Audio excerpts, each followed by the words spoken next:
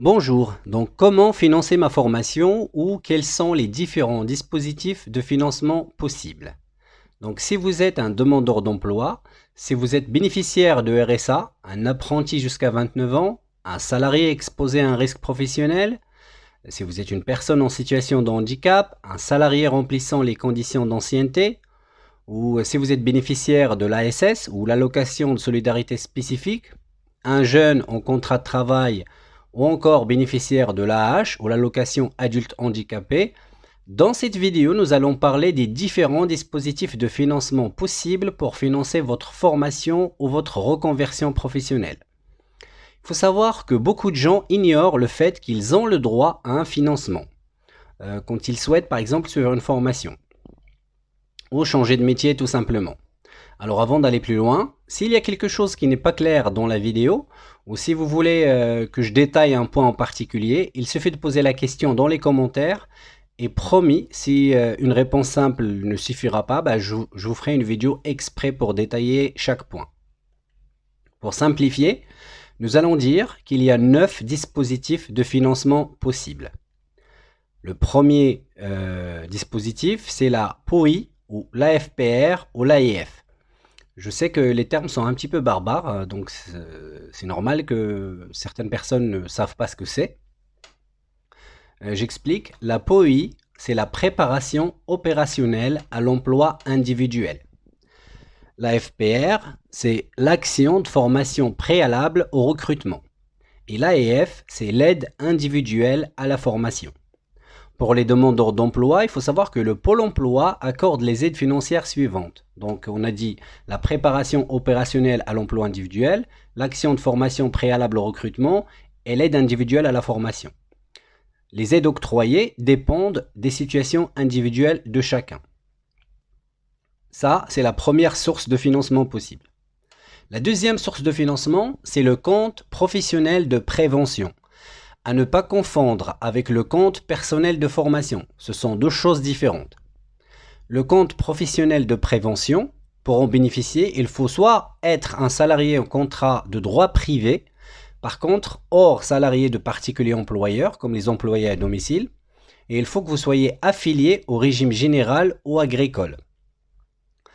L'autre cas, des personnes qui peuvent bénéficier du compte professionnel de prévention, c'est les personnes qui sont exposées à au moins un des 6 facteurs de risque professionnel suivants.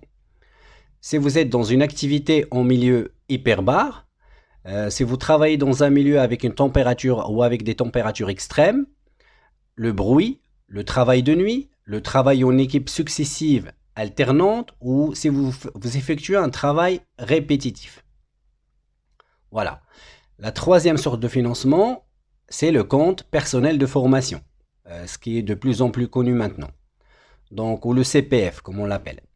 Il permet à l'initiative personnelle de chacun, soit d'acquérir une qualification, un diplôme ou un titre professionnel, d'acquérir un socle de connaissances et de compétences, d'accompagner un projet de validation des acquis de l'expérience, ou la VAE, soit de réaliser un bilan de compétences ou de créer ou de reprendre une entreprise.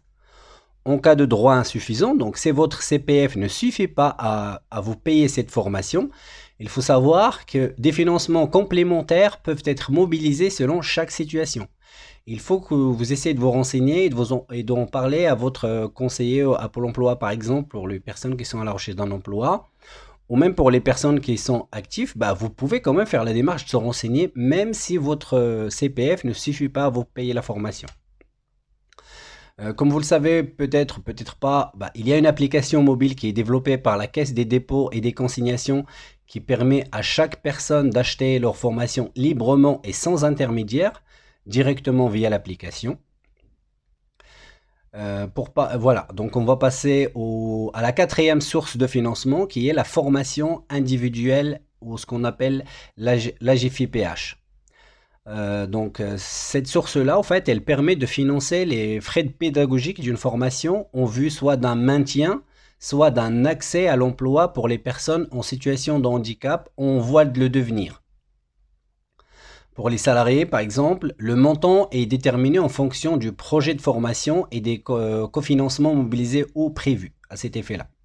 Les demandeurs d'emploi peuvent bénéficier du financement d'une formation courte ou d'une formation professionnalisante sélectionnée par la GFPH. La cinquième source de financement, c'est le plan de développement des compétences. Donc, il remplace le plan de formation et permet aux salariés de suivre des actions de formation à l'initiative de leur employeur. Nous avons aussi numéro 6, c'est le contrat de professionnalisation. Donc, il permet d'associer l'acquisition d'un savoir théorique en cours, par exemple tout ce qui est enseignement général, professionnel ou technologique, à celle d'un savoir-faire pratique au sein d'une ou de plusieurs entreprises. La septième source, c'est le compte personnel de formation transition professionnelle. Il ressemble, y a beaucoup de gens qui le confondent avec le CPF, mais c'est pas du tout la même chose. Le compte personnel de formation transition professionnelle, il remplace le congé individuel de formation ou l'ancien CIF. Il permet aux salariés de s'absenter de leur poste afin de suivre une formation certifiante ou diplômante destinée à leur permettre de changer de métier ou de profession. Le salarié bénéficie d'un congé spécifique lorsqu'il suit cette action de formation, soit en tout, soit en partie durant son temps de travail. La formation que vous allez demander n'a pas besoin d'être en rapport avec l'activité que vous exercez. La huitième source de financement, c'est ce qu'on appelle la reconversion aux promotions par l'alternance, ou la ProA. Elle remplace la période de professionnalisation et permet aux salariés d'accéder à une formation qualifiante en alternance, soit pour une promotion interne, soit pour une reconversion tout en gardant leur contrat de travail et leur rémunération. Et on arrive au neuvième point, où la neuvième source de financement, c'est l'apprentissage. Donc la rémunération des apprentis évolue et des dérogations à la durée du travail quotidien dans certaines branches professionnelles seront fixées par décret très bientôt. Dans le descriptif de la vidéo, donc, vous trouverez un lien vers un fichier PDF qui résume le contenu de cette dernière. Merci également de le transmettre aux personnes sourdes ou malentendantes qui vivent dans votre entourage ou qui sont dans une démarche d'information ou source de financement. Voilà, donc il ne me reste plus qu'à vous dire merci de m'avoir écouté ou d'avoir pris le temps de m'écouter. Merci de liker et de vous abonner à la chaîne et à très bientôt j'espère. Au revoir.